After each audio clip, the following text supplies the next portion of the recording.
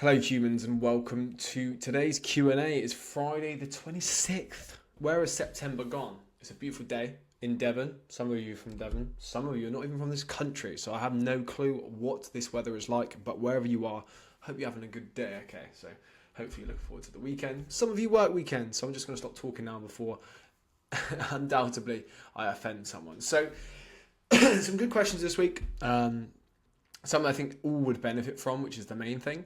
So we're going to get stuck into it. So this is one that I think I might have potentially missed on previous Q&A. So I'm going to pop it in today. So it doesn't matter about the order between lifting and running. For example, if aiming to grow, should you lift first or does it not matter? It boils down to specificity. If you went and did your running cardio before you trained weights, I would argue that a lot of your energy would be gone. And subsequently, your performance would be down, your recovery would be down, and just your session quality would be worse. It always boils down to, and this is why I'm such a stickler for understanding what every client wants to achieve. Because with lots of people trying to balance different things, work, life, family, fucking running, gym, fat loss, muscle gain, like there's a lot going on and you're trying to balance all these plates. But in terms of the gym thing, or the fitness thing, let's say, we can only really properly commit to one thing at once. And if the goal is to grow muscle and you started running before your sessions, of course, from an adherence standpoint, if that is your only option, and if that is your only option to get that run done before the gym because you've got a half marathon or a marathon in a week's time, run before the gym. But then I would argue that probably wouldn't be trying to grow muscle in a marathon building phase, for example. But I would always say if you're trying to grow muscle, if you're trying to retain muscle, you would try and do your weights or resistance training before you do your cardio. Whether that's running, whether that's elliptical, whether that's static bike, whether that's a CrossFit class, I really would prioritize the strength stuff. And a lot of the time it is boring. Okay, I do find that people switch off to weight training more than they do other disciplines just because it's inside, it's very monotonous. But you need to fall in love with that kind of monotonous nature of things. And that does link to the last question. So I won't dwell on that point too much, but I would always try and do your weights before you run or do your cardio. How does creatine work? So creatine works indirectly to grow muscle. So it's not, for example, like a hormone where if you increase your testosterone, you will grow more muscle because you'll recover better, blah, blah, blah, blah, blah. It does it indirectly. So creatine phosphate, so creatine monohydrate is turned into creatine phosphate, is then stored in your muscles, and it helps you create more ATP. Essentially, you use ATP within a certain energy system relating to a duration of exercise. For example, you've got the ATP system, which is essentially like the gym-based energy system. This is where you're not using glucose. This is not where you're not using kind of oxygen. You're using ATP as your primary source of energy. If we have more there, arguably, you're probably going to find out you can lift more overall. And that's how it indirectly benefits you because it gives you more energy within an energy system that is important to your performance. If you can perform more, if you can lift more, if you can progressively overload more, if you can create more mechanical tension, you'll grow more muscle. Is it harmful? Some people say it might have some impact on, I think it's liver function or kidney function. It's pretty mixed. I mean, if you looked into anything, like walking down the street, it would tell you that you could probably die. So it's so well researched. I put it up there with like caffeine in terms of the research behind it. It's so cheap. It's so effective. Do you need a different type of creatine? No. Monohydrate. Do you need to load it? No. The only reason you'd load it is so that you reach saturation quicker. Does that make sense? But outside of that, just take 5 grams a day. If you're a fucking absolute monster and you're really heavy, maybe have a little bit more. There are potentially some cognitive benefits to having more. That's a second question I've done on creatine, so maybe watch the previous videos. Does intermittent fasting work? Let me reframe that for you. Does not eating for a prolonged period of time help fat loss? Probably. If calories are matched, yes, because essentially what you're doing is, it makes no difference if you fast. So if you eat let's say you eat 3,000 calories, if you fast in the morning and you still eat 3,000 calories, you're not going to lose body fat. However, fasting is a way to shorten your eating window, to restrict the time in which you are eating, and subsequently facilitate a calorie deficit or still be within a calorie deficit, or as a strategy to manage hunger, which is one way I would recommend it, absolutely. So for example, let's go through that. Time restricted eating. So for example, one way of restricting calorie intake overall is time restricted eating. It's proven in literature. So if you tell someone who doesn't have any desire to ever want to track calories, to ever understand nutrition, or ever be able to regulate their weight long term, arguably, if you just miss breakfast or you don't eat until 1 p.m, they will naturally miss out on maybe 500, 600 calories. Bang, you're in a 500, 600 calorie deficit. There are also some other fasting models where one day you'll eat really low calories. So in that window where you are eating, you're only eating, I don't know if it's like 5.2 or something, like you're eating like 800 calories. Like, of course, you're going to lose body fat. You're also going to probably rinse through a decent amount of muscle. In terms of managing a calorie deficit, so the first one was creating a calorie deficit. So hypothetically, that client is not tracking calories. You would do intermittent fasting. Suddenly they're not eating 600, 700 calories. Cool, they're in a deficit. The next one would be managing their calorie deficit. So for example, some people, a lot of people are very hungry in the evening, not necessarily that hungry in the morning. And by pushing your first meal back in the day, you shorten the period in which you are eating those calories, which, for example, if you're eating 2,000 calories a day, if you eat that within 6 hours, suddenly you feel like you're eating a lot of food and you actually have the satiety or the satiation of being full, whereas previously you'd be spreading those 2,000 calories from 6:30 a.m. till 8 p.m. You've shortened the eating window, the calories will remain the same, but you're now eating more within that time period.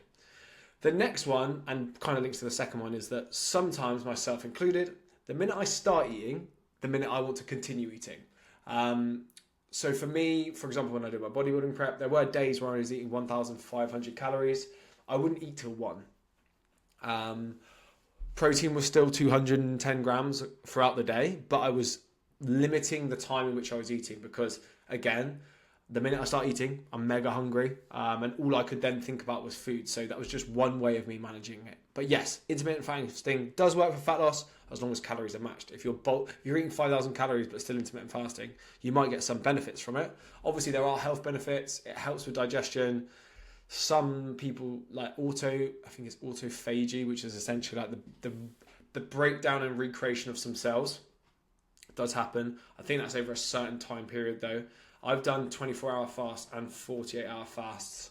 After a certain point, you just don't get that hungry. Like, I fasted till 11 today. It's not even fasting, I just didn't eat breakfast because the minute I start eating, it's the minute I'm hungry. Will there be another Project Sparks photo shoot / retreat next year? Absolutely. So I'm in the works of sorting that out now. There's a lot going on next year.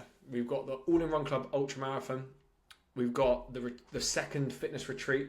So that's for clients and non-clients. So clients who want to do a photo shoot can go, and obviously we'll periodize them for the photo shoot.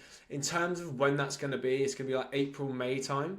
I'm waiting to hear back on available dates of the apartments, and then it'll be available to book.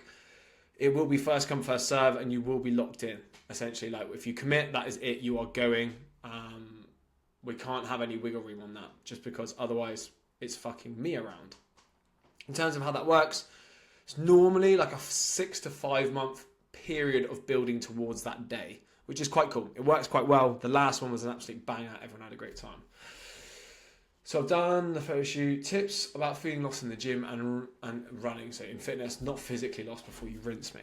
You know me too well. So it is a strange period. I feel like what's happening is like people are losing a bit of a sense of like identity at the moment.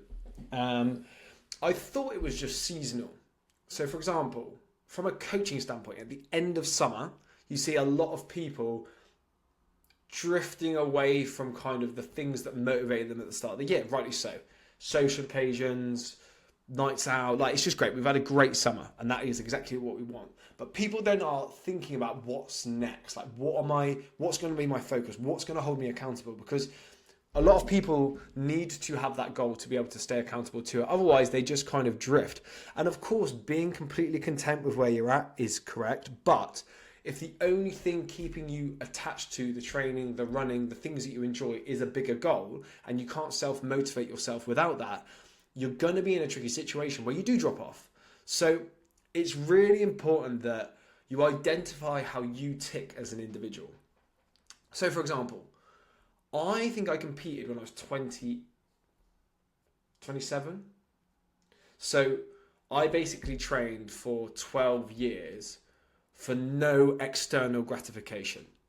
Didn't even have a social media fitness account then. I was literally just training, eating, repeating. I am probably the anomaly with that. I can do things without necessarily needing a medal or like someone to say well done. For example, when I got into running, I just went and ran a full marathon just to see how I was feeling. So it really, for me, isn't about that external thing. That is also just the icing on the cake. I get more of a buzz, for example, this is how I know I tick, seeing other people experience the enjoyment and the achievement that they do from half marathons or photo shoots or losing body fat or growing the physique that they want. That's what motivates me. And I know that, hence why I'm in this job. You need to find out what makes you tick. If it is that having goals is important to you, everyone needs a goal, but everyone has a goal that subsequently means that they stick to it, they are adherent. That's the most important thing. So whether that's races, whether that's dates, holidays, this, that, you just need to know and have things booked in. If you can trust yourself to just do it, then just do it consistently. If you can't trust yourself to do it, then you need to find a way to do that. Otherwise, it will always be that yo-yo in and out. And I'll never turn an old client away if they need to come back. But you do find that there are these yo-yo characters that feel like they can do it on their own. You transition them out of coaching, which is brilliant. Everyone needs to transition out of coaching at some point. And then a year later, they come back and they've massively regressed. And if you find yourself regressing, and I always say this to my clients, like, if you feel like after a month you wouldn't be doing the things that we're doing, or you wouldn't be holding yourself as accountable as you are currently, you're probably not ready to leave coaching. And that's the honest truth. Because I see it a lot. Some clients leave and then they'll just stop gymming, they'll stop running, or they'll be going gym like once a month, and it will just become sporadic and not as optimal as you'd probably want it to be. It doesn't have to be as intense as some of these periods of your life where if you're doing a shoot or you're doing a half marathon or you're doing a full marathon. However, you would want some basic disciplined principles that you would always want to align with so that you can make sure that you are doing the things that you need to for yourself. I think the most addictive thing and the best thing about being able to motivate you long term is just getting addicted to delaying that gratification and the day-to-day monotony of doing things. Going out for runs, going to the gym, being somewhat in control of your nutrition. Like, there has to be some form of accountability. Otherwise, the world would be just fucking chaos, okay? So have a great weekend. Have a great Friday. Remember, question and answer every Friday. Speak to you soon.